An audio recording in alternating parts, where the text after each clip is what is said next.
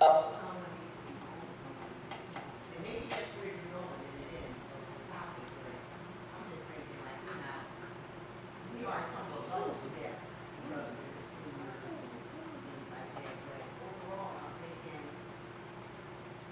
some, okay, so I see some people driving their children to school. Sister, can you come back up there? Because I can't. No, I'm not gonna be able to say, but the car seat, the children in the car seat, but the music is like blasting and they're playing music, so I hear the exposure. Mm-hmm. And I also see the way some sisters dress and they're taking their children to school or whatever. And I see how children see that. But the only way to combat that is what? Are we gonna, how do your teachers combat all the writing on the wall and all that? Well, the thing is, they're not. They don't know what to do. You know, and the behavior, like I said, the behavior from the children is getting worse and worse. You know. Go ahead. Sister. No, I'm just saying I work at a daycare, so I know the kids are there, like it's just out of control. Right. So it's like, But it's the things that shape them their behavior. Some of the things that you see on television and stuff, I mean, you wouldn't believe some of the stuff that they got on television. But the thing is that you know what else too? Like sometimes, well, now it seems like the parents are getting younger and younger too as well. Like 40 is not unusual now to be a grandparent. right. Whereas, like 50 and 60, then you were a grandparent. And sometimes the behavior of the mothers and the fathers and the grandparents are just as bad as the kids. Like, Because they don't know how to be some parents. parents kind of live their life through their child's eyes and doing what they're doing, and it's just like a negative influence all the way around. Right. But see, my thing is, I see the Muslim children come in. And these little sisters, they garbed all up. And it's just like Halloween. They're just dressing up. Because they're cursing, they're promiscuous and everything. So it's like, what's going on? This programming is definitely shaping children's behavior. Let's make one more comment about the kids. Is that a lot of times when you see a child growing up and the parents constantly saying, "Oh, my child's so intelligent, they go to school and they're doing art," and then you meet the child about 13 years old, now he's illiterate. Right. What happened? Because they allow the school to educate them and put it all in their hand, and when they come on, you do is put in front of the TV and don't really give them nothing constructive to do or some constructive insight. And so they say, because, well, my child's art, you go to past the 6th grade, he art, and think that this is art, but it's not. Because the thing is that the parents, a lot of times when they get home, they're tired. Yeah. So let them watch it. So give me a little break, break time. Right? So these programs are shaping people's behavior. I'm telling you, I've been looking at this for years, but it is definitely doing it. And why are they so invested, right? Why was the Israeli government so invested in getting these television stations and taking control of television stations and then putting a whole bunch of filth on? So they know something that we don't know about this television. Okay. Let's just pause for a minute, make sure we see what's going on here. We just got done hearing about how this kind of filth suddenly became available in Iraq after the American invasion, and how the American military police actively prevented the Iraqi police from enforcing vice laws. But in this case, with the Israeli military imposing a curfew on the Palestinians and at the same time actually broadcasting this kind of filth over the local TV stations. So let's ask ourselves another question. Why on earth would the Israeli military put the Palestinian people under curfew and then deliberately broadcast hardcore filth over the Palestinian TV stations? As one Palestinian woman wondered, why on earth should one do such a thing? Why? Why? Dr. Jones, now listen to this. 3 months earlier,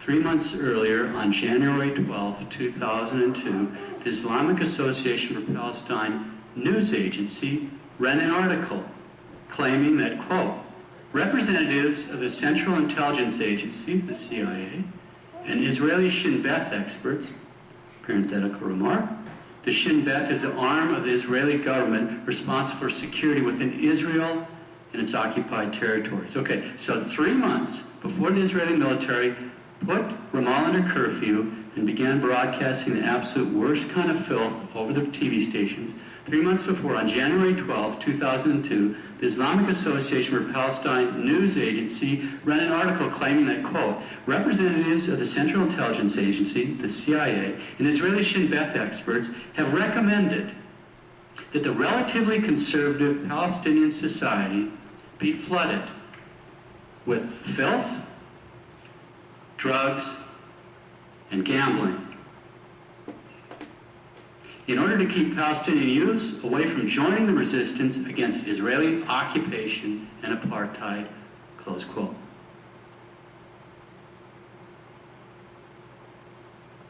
The idea, according to the IAP report, quote, first came from the Israeli side, who suggested that only these things could take Palestinian youths away from their hostile fixation on Israel, close quote.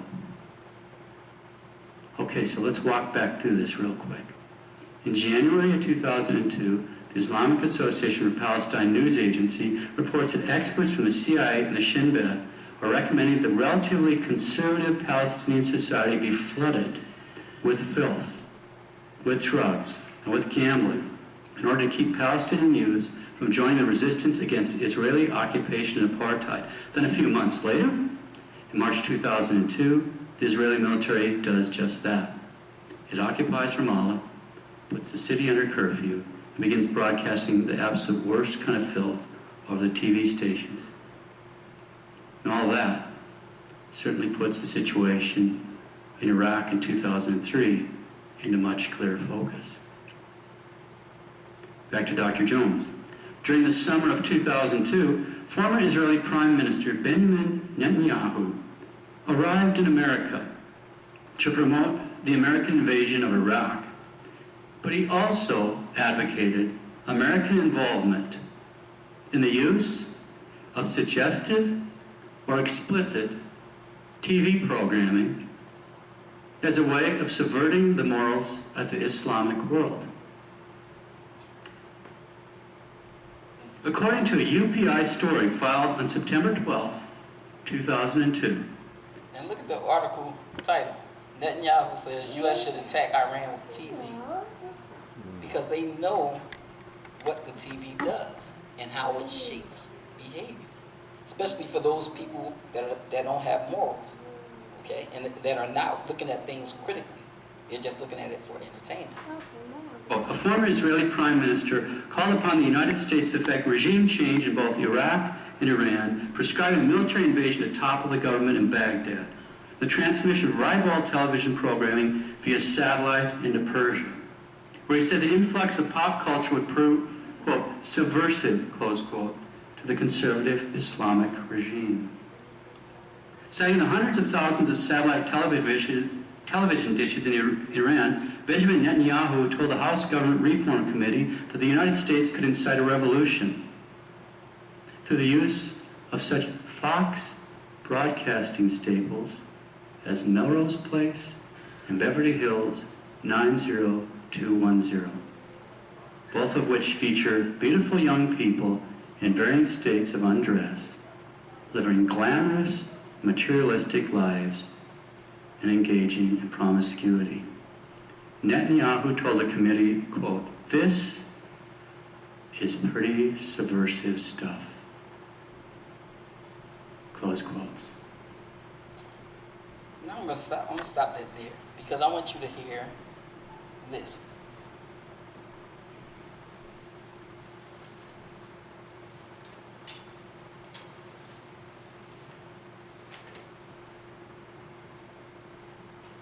This is a man by the name of Alan Watt. He does a lot of research, but I want you to hear what he has to say here.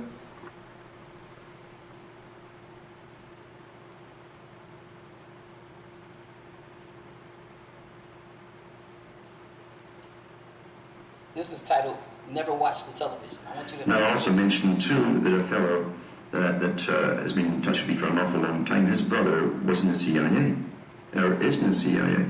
He will never talk about the CIA to him. He will never give anything away whatsoever. He said one bit of advice. He said, never watch the television. Never watch the television. It's the greatest scientific indoctrination tool ever devised. Haven't you figured that out? It's changed the whole culture of nations, not just one nation. Why do you think it was mandatory that everybody in Britain give access to televisions by the government? Why do you think China is under the same program to get everyone with a TV right now? Because they love to have you entertained. Do you really think that? And India is on the same route as well right now too. Most of your ideas and your opinions and how you emulate, because you emulate things, you mimic what you see. As Charles Galton, Darwin and others have said in the past. It becomes you, you become it. And that's what's happened. It's been very, very, very successful. Never watch the television. You can't watch a movie unless you do it critically. If you watch it critically, not there to enjoy it. Remember what they say, it's your emotions that get you on. And it's interwoven, all these emotional themes all through movies. You're played like a harp. And they embed ideas into you, along with the movies, and predictive programming too. So you accept that which is still to come. And you'll behave the same way as the characters in the movie when it comes. Oh well, what can you do? I'll just watch much music or television. Yeah. You're given a mind of your own, and you've got to use it for yours. Now, so he talked about the guy from the CIA telling him that it's an indoctrination tool. Don't watch it. It's an indoctrination tool. It shapes your behaviors. You know, for a lot of people, especially that's, you know, more of that group mentality. Okay, they don't really think for themselves. Now I'm gonna show you an example. What happened to Sandy Hook? Kid walked in, shot up the police officer. Kid walked in, shot up the police. Okay. All right. Sister, did you say something? Okay. But now I want you to see something. Have they ever shown this guy on? I never seen a picture of this person. Oh yeah, they Did have. they? His name is supposed to be Adam Lanza. I mean, like no trial or no. I haven't heard anything else since, basically, about that. I want you to see this.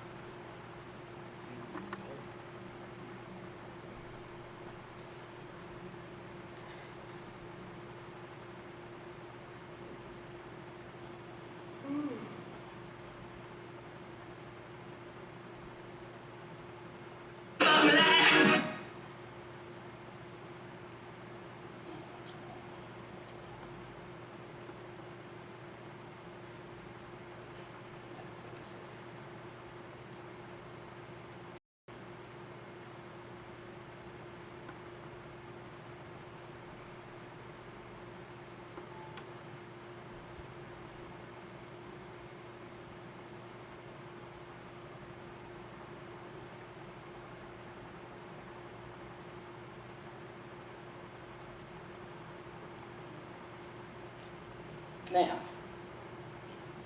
this guy I'm about to show you, In a situation like this, I remember his name is Robbie Parker. He had a 6-year-old child that was murdered at Sandy Hook. All right? This is the press conference the day after it happened. All right? I want you to watch this. Virginia Tech, when I went out there, parents, loved ones of slain young people wanted to remember Now, this is Robbie Parker coming through the door. their sons and their daughters, and as a result, they spoke and made a statement.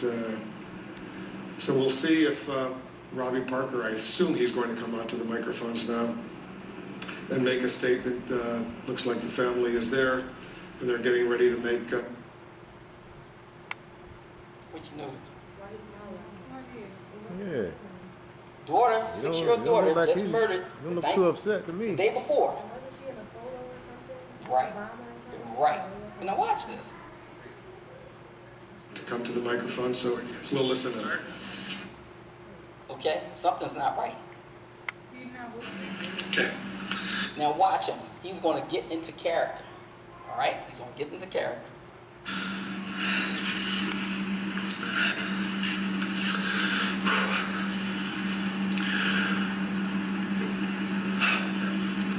So my name is Robbie Parker. My family is one of the families that lost a child yesterday in the Sandy Hook Elementary School shootings here in Connecticut. I've been contacted by so many people and agencies. Now I'm going to stop this here just because of time. We don't have much time left. But his behavior isn't like that of somebody who just had their daughter murdered the night before. All right? The television, they can make you believe anything. Okay? And that's what the guy was saying. It's an indoctrination tool. Just like the public school system is an indoctrination tool. It's not there to educate your child. It's there to indoctrinate them into the system. All right? But now I want to show you something else. All right? That's Robbie Parker.